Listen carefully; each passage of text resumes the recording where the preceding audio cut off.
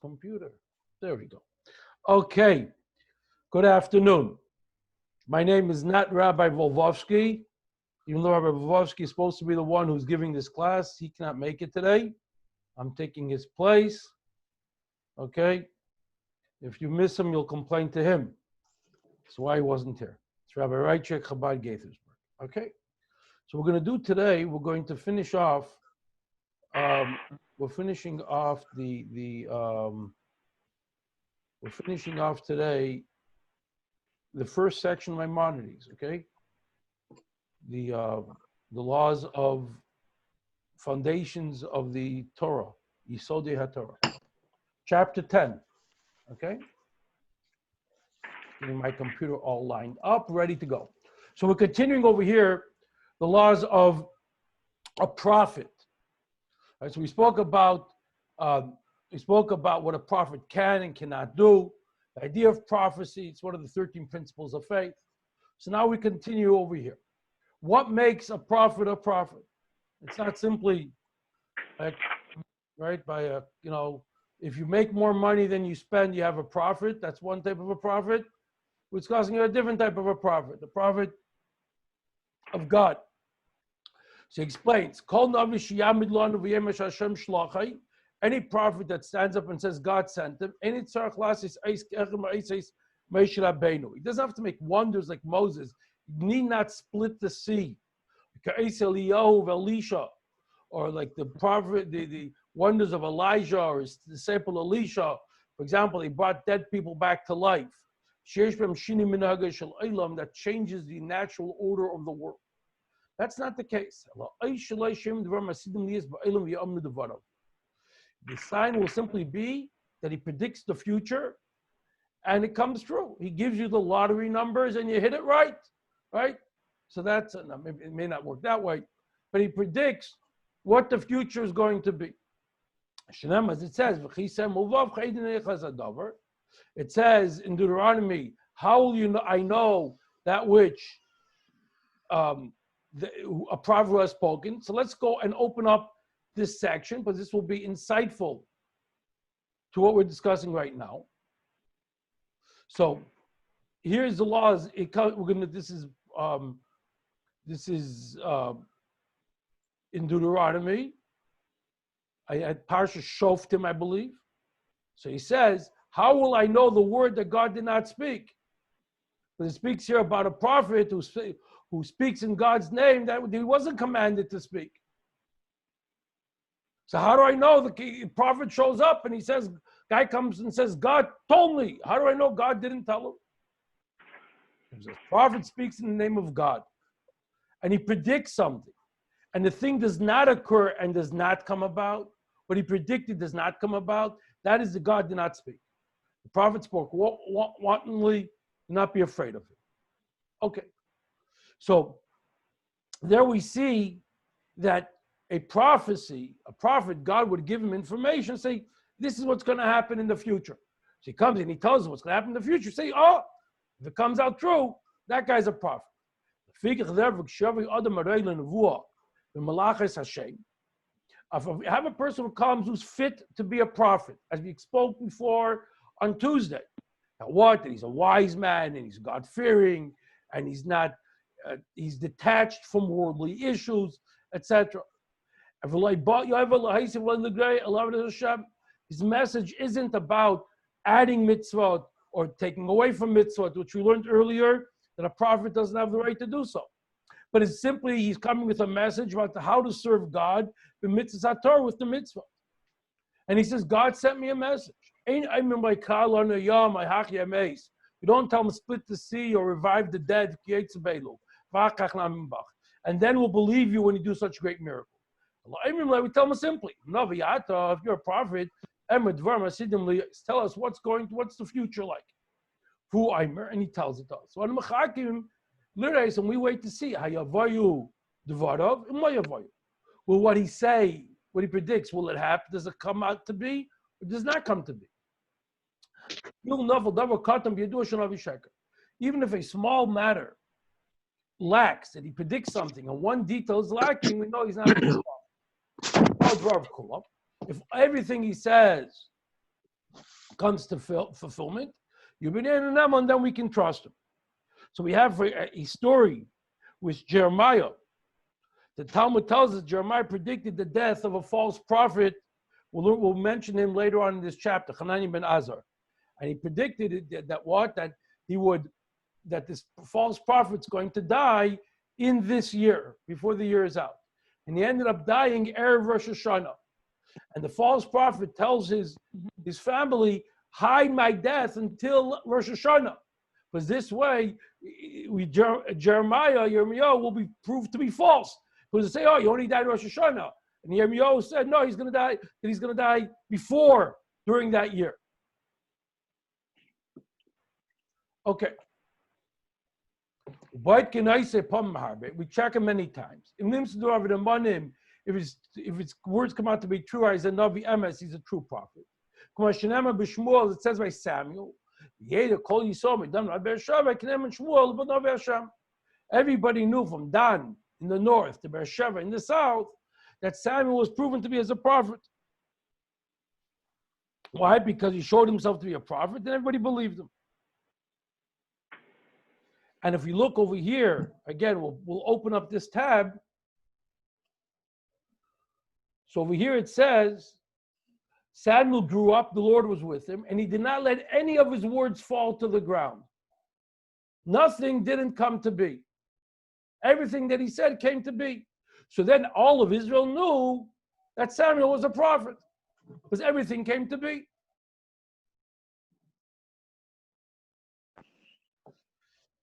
Comes the question, you have diviners and sorcerers also predict the future, right? In modern day, we have weathermen that predict the future. We have people predicting the economy. We have people predicting elections. We have people predicting sports, right? What about them? But seriously, we have diviners. What's the difference between them and a prophet? Those people, the diviners and the sorcerers, some things come to be and some things don't come to be. And we just explained that according to Maimonides, everything has to come to be in order to be proven as a prophet. It says in Isaiah, let the stargazers, let them get up and help you. Who? The stargazers will look at the stars. They predict from, that's the key word, from what will come on you. Ma'asher, will I call Asher? From what, but not all. They predict some things. What do they say? There was one of the famous astrologers from the 1960s. She made one right prediction, and she made a career out of it. If anybody remembers who that was. Dixon, was it, or someone? Whatever it was. She made one right prediction, and she made a living off of it.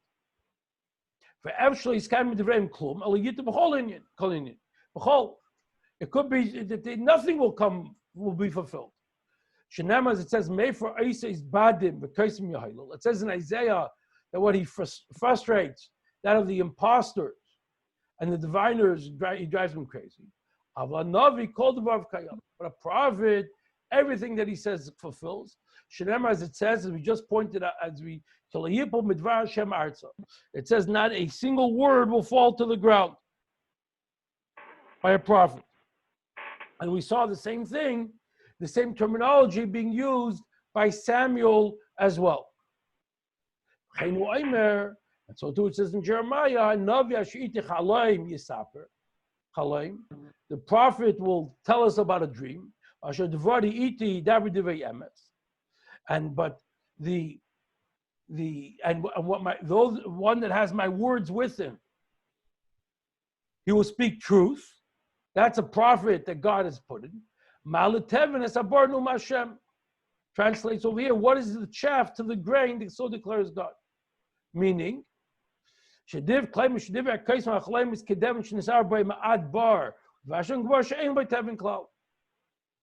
that the words of the diviners and the sorcerers is like chaff that's mixed up with some grain. But the word of God is grain that has no chaff at all. No straw, it's all pure. And this is what the verse tells us. Is those things that the stargazers and the diviners tell to the nations, and they lie about. The prophet is going to say what's true. And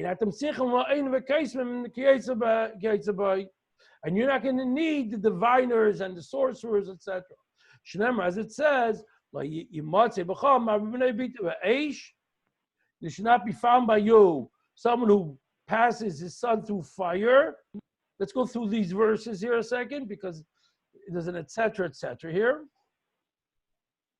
Right? Should not be found by you someone who passes his son through fire, a soothsayer, a diviner, or auspicious times, one who interprets omens or sorcerers, a charmer, etc., etc. For those who does those things is an abomination. Be wholehearted with the Lord your God.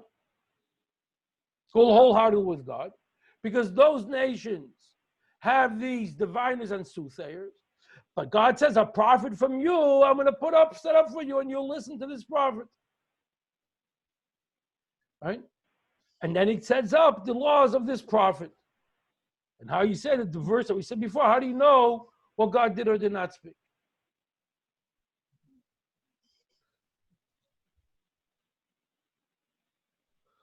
Right? It says, those nations are going to do that. I'm going to make for you a prophet from amongst your brothers. The prophet's coming to tell us what's going to be. Just like the soothsayers and the diviners tell us the future, so too will the prophet. Plentiful and hunger, war and peace. Even matters involving an individual, the prophet may come and say, like Saul, the story of King Saul, he lost his donkeys. He went to a prophet to find it. Similar things.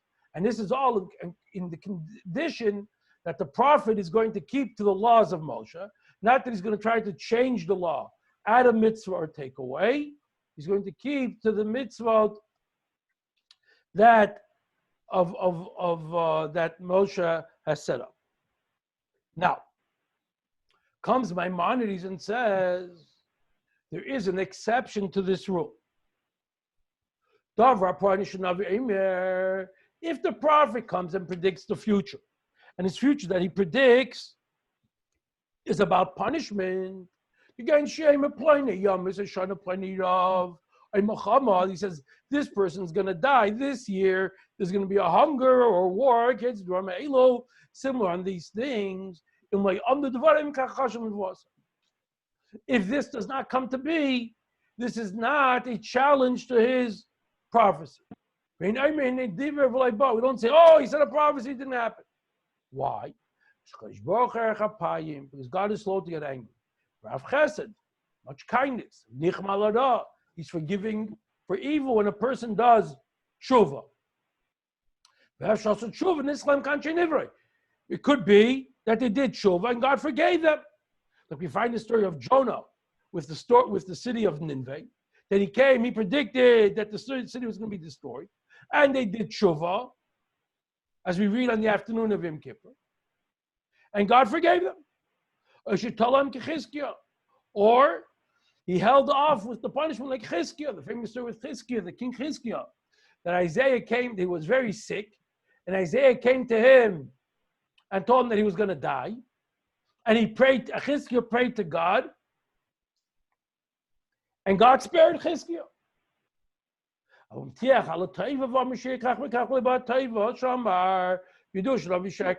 But if he comes along and he promises about some good that's going to happen, and the good doesn't come to be, then we know that he's definitely a false prophet.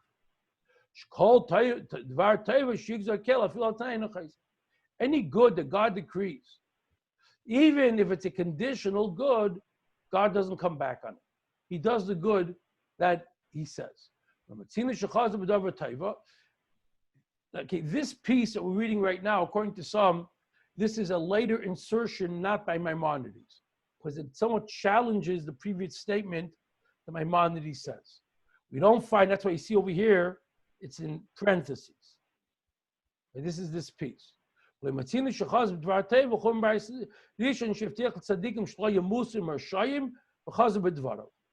first Masechta Shabbos, it says over here, we find when it came to the destruction of the first temple, and he said that the righteous are not going to die together with the wicked, he nullified that prophecy, as explained in the Tractate Shabbos, why he did so. But according to some, this piece is actually an insertion by someone other than Maimonides. Because Maimonides doesn't say that. So here we see that the prophet is tested only by good. Right? Remember this Hanani ben Azar that we said before that Jeremiah predicted his death that year. So this was already towards the end of the second temple, when the Babylonians had already come and ransacked the temple and taken many things back to Babylonia, together with a number of captives, and they let the government in Israel continue. So what happens over there is Hanani ben Azar prophesizes that what's going to happen is that that the Jews are going to go and defeat Babylonia, and they're going to capture back all the vessels, and they're going to bring it back to Jerusalem. Comes Jeremiah and says, what are you talking about? Not only are we not going to get back the vessels, and not only are the people not going to come back, but even the vessels that have not yet been taken, Babylon is going to come and ransack the temple again and take more captives. This is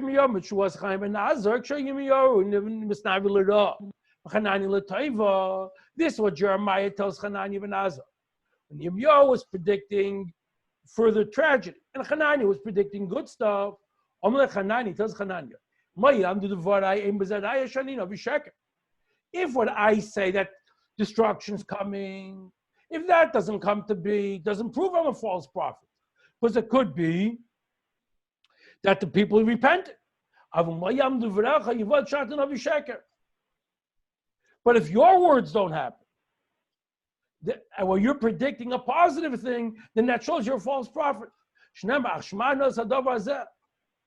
Here he says in Jeremiah, hear this matter.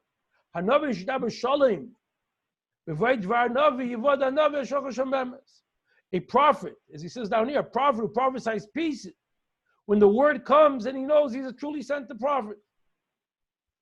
But if it doesn't happen, we know that he didn't send the prophet. So you, Hanani ben Azar, if it's not going to happen, you know you're not saying a true prophecy. You know you didn't get this prophecy from God. You know it's not going to come, and that's going to prove that you're a false prophet. And Jeremiah says, I'm predicting destruction, but even if that doesn't happen, it doesn't prove I'm a false prophet, because predicting destruction and not happening is not a definitive element. Everybody good here? Okay. Now, one more halacha. If one prophet that we know is a prophet comes along and testifies that another person is a prophet, so the second prophet is accepted as a prophet without even being tested if he can predict the future. Moshe tells says Joshua is the next prophet, but Joshua doesn't do anything. He doesn't go and predict anything. And the Jewish people believe him. Why? Because they believe Moshe. So therefore, when Moshe certifies Joshua, he says, okay, Joshua's also a prophet. This will be in the future. A prophet that again and again has proven himself to be right. Or another prophet certified him to be a prophet, and we see that he was going the path of the prophet and acting like a prophet. It's forbidden to question him and to say, hey, maybe he's not a prophet. We can't test him more than necessary. We just laid out what you have to do to test him, and that's it. We don't keep on saying, prove it again, prove it again, prove it again. Shenema, it says, don't test. This is today's Chumash, actually. Okay? It's the Chumash from the 6th Aliyah, the portion of Eschanan today. It says,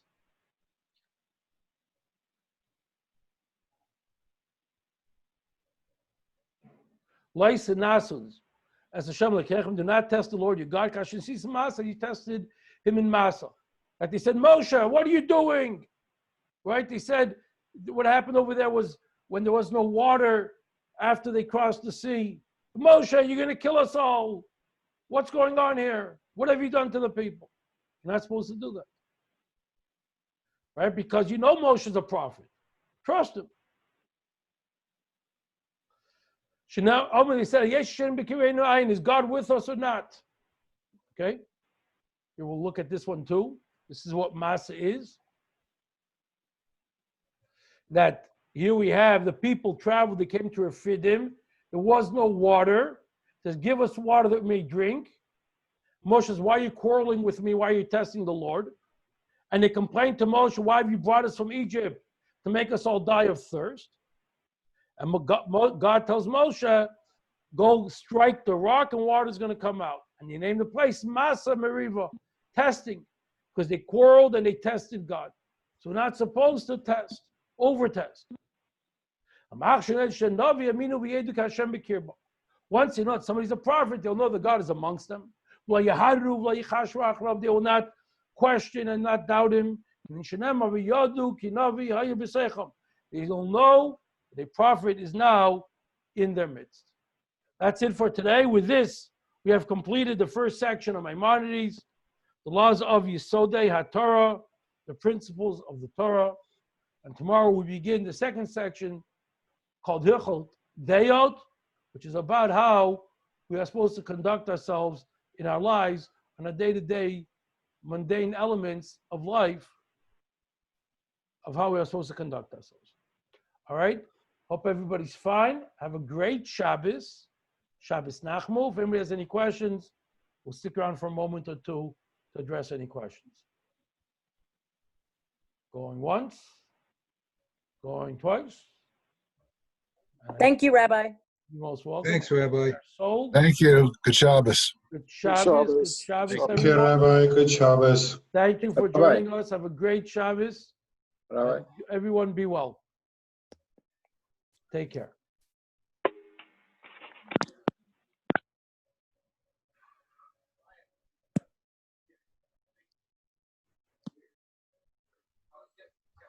Michael?